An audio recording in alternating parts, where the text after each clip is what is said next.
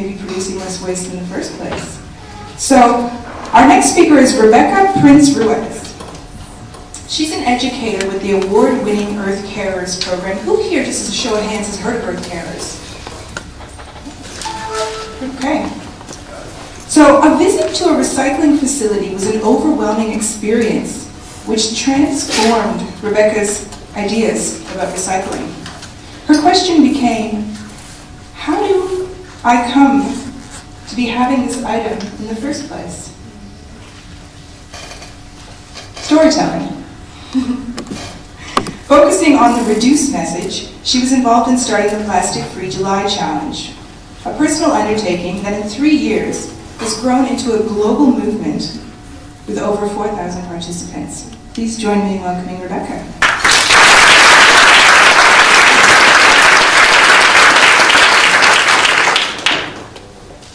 Thanks very much for having me.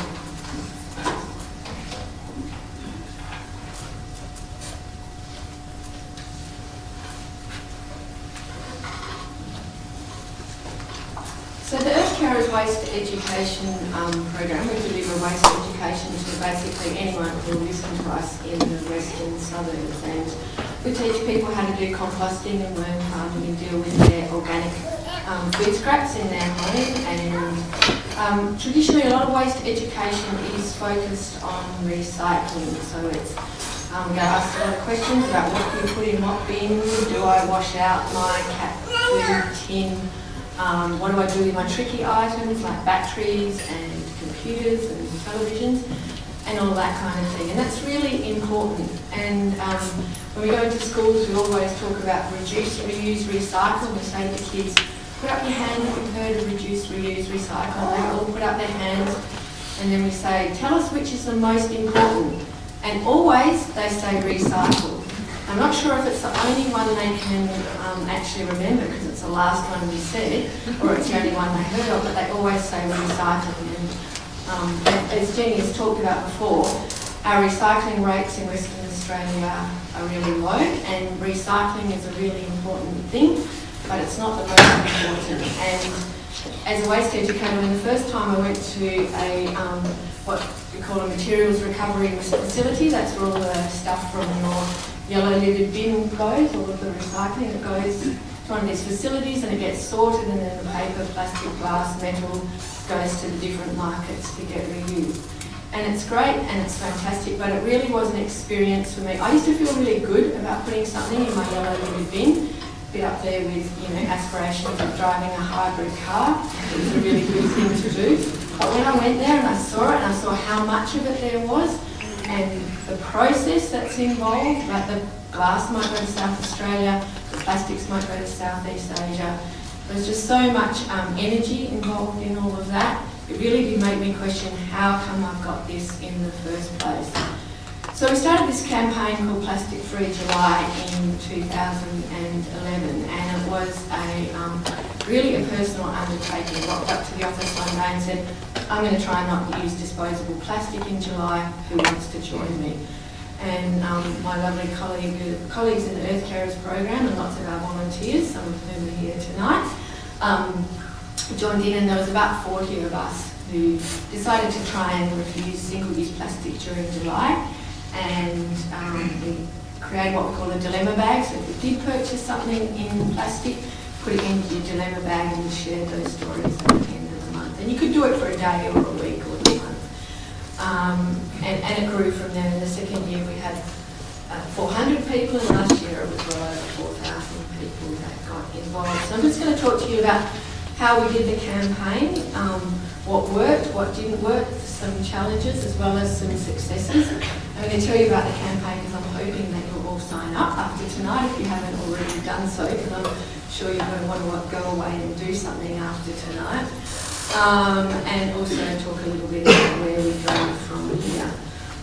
Why plastic? So I'm sure that you've all seen images in the Great Pacific Garbage Patch and plastic in the oceans. They're searching for this plane in the off our coast, and they're seeing rubbish from space. There's a lot of debris, and this picture here is actually in the Swan River in Wasman Park. It's not just a problem in other countries, it's a problem in our own backyard. And why I chose plastic is because, yes, in theory it is recyclable. How much of it is recycled is a lot less than that. And whereas glass can be recycled into a glass bottle, into a glass jar, into a glass bottle, plastic at best is downcycled, so you might get one more use out of it, and a lot of it isn't. You don't actually have the markets to recycle it all. So that's why we chose plastic, and just because there actually is so much of it. So fortunately in the WMRC we had a very visionary CEO, Adam, before he went off to do other exciting things, and very supportive Chairman Ron, who is also here tonight. And really it's a great example, Plastic Free July, of thinking globally but acting locally, and it's something that we've until this year done with no budget. We've just done it with staff time. We've created a website, we've created a Facebook page. Really, we've just tried to do it ourselves and shared our successes and our failures through our website and through people signing up to the campaign. We've got a newsletter which we send out every week in July, giving tips and ideas. You can register on our website. In the toolbox, it's photos of our own shopping, our own kids, our own recipes, and also ideas of people who've done the challenge before. Because when we set out to do this, we certainly didn't know how to be plastic free. So it's been really a shared journey, and it's been a story, really, like Adam was saying. It's a story of exploring as a community how we can live without it. So it's www.plasticfreejuly.org. If you Google Plastic Free July, it'll just come up. Social media has been a really, really great tool. So someone will say, oh, what do I do about pasta? And then somebody, before we can even get to it, someone will say, well, there's this brand and you can get it here. Or someone will say, here's my recipe, this is what I do. As I said, we haven't had until this year any budget to do it. So someone said, what about plastic bags? Like, I need plastic bags to line my bin. So I take a photo of my bin as our newspaper bin liner, and I think 1,249 people have seen that post within a couple of hours. So social media has been a really great way to just share messages. It's really simple and it's really visual. I think in the first week of July last year, the page reached over 100,000 people. And it is an idea which has sparked the interest of a lot of people. A lot of people are interested and aware of the problems associated with plastics and the plastic pollution. Increasingly, people have health concerns about using plastic, issues with BPA and phthalates, which have impacts on our health. Every now and then I just do I Google myself, well I don't, I Google Plastic Free July, just to see what people are doing. People do stuff and we don't even know about it. So this photo on the top left here, there's a great town in the North Island, I think, in New Zealand called Raglan. A lady there took it on, that became a project, and she shared it with the whole town. They had a mountain bike race event, which they did plastic free. That's on one of the cafes that was really promoting the cause. That's some of them in that photo on the top right there. It's called Plastic Anonymous. Every Friday night during July they get together at the pub, have a drink and talk about the challenges.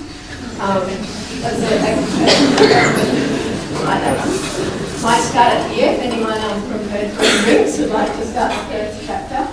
So we've had offices, we had about 100 businesses sign up last year. Some offices, they ran a plastic-free morning tea and people talked about what they might like to do in the organisation. This next photo down the bottom was my local farmers market. He offered $1 off your breakfast if you bought your own plate. This one down the bottom right, that was a farmers market at Bondi in Sydney. They ran a plastic-free July workshop. These two guys in the middle, that's one of our favourite photos. That's them taking their keep cups to the football during plastic-free July so they can have a beer. That was in 2013, the first time they did it in 2012. They didn't have keep cups. They took 1 litre yogurt containers and they were stoked because they got more beer. And another great thing is just how many people have been blogging about it. At last count, we had about 70, I found about 75 different people that were blogging about the challenge last year, different newspaper articles that had been generated from other groups, and the bottom picture in the centre was on the news in Canada. So it's really, I think a lot of the success, and Adam and I were discussing this before, is that we've never been proprietorial about it. It was an idea, and we got together some resources and we've shared it, and people take and do what we want. We encourage them to share it back, and who knows where it will go this year. So just quickly in my last minute, talk about challenges. What are the challenges and where do we go from here? I think the challenge is the creating a new social norm. So Plastic-Free July, we're really about encouraging reusables and instead of using disposables. Doing an interesting project this year, which I'll quickly talk about takeaway coffee. We're working in cafes this year to encourage people to bring their own cups. Did an interesting exercise. We employed a photographer to get a nice photo of people using reusable cups. So I put into Google Images, people drinking coffee, and this is what you see. Then you put into Google Images, celebrities drinking coffee, and this is what you see. In Australia, it's estimated we use around 2.7 million, we drink around 2.7 million takeaway coffee cups every day. Most of them are going to go in public bins, and they're not going to be recycled. Even if they are recycled, they're going to be contaminated and go to landfill. So, in my last 30 seconds, I'll talk to you about our new project. So we're wanting to create a new social norm. Last year, Plastic-Free July won the local government category of the Infinity Awards. We won $5,000, so we've got a budget. It's quite exciting. So we're doing this project called Bring One, Get One Tree. So every time somebody brings a reusable cup to a participating cafe, we're going to donate a plant to a local friends group or a bush group. So some will be planted coastal or the coast or the park along the river and in different bushlands. So what these are some of our earth carers here, people who've been passionate about participating in Plastic-Free July. We don't see this in the media, in the movies, on television programs, in the women's magazines. Everyone is drinking takeaway coffee, so it just seems like a bit of a low-hanging fruit. It's something we all do without even thinking about, so we're really trying to promote that this year, so watch this space. And just leave you with a quote. I'm sure that you will all have lots of questions. I hope that you all at least have a look at Plastic-Free July. Just before I finish, can I just ask anyone who has done Plastic-Free July, whether it's for a day or week or a month, just put up your hand. So just have a look around at the people who put up their hands, because Plastic-Free July is actually their story. These are the people who know. So if you have any questions afterwards, these are the people you really need to talk to, because they're the ones that know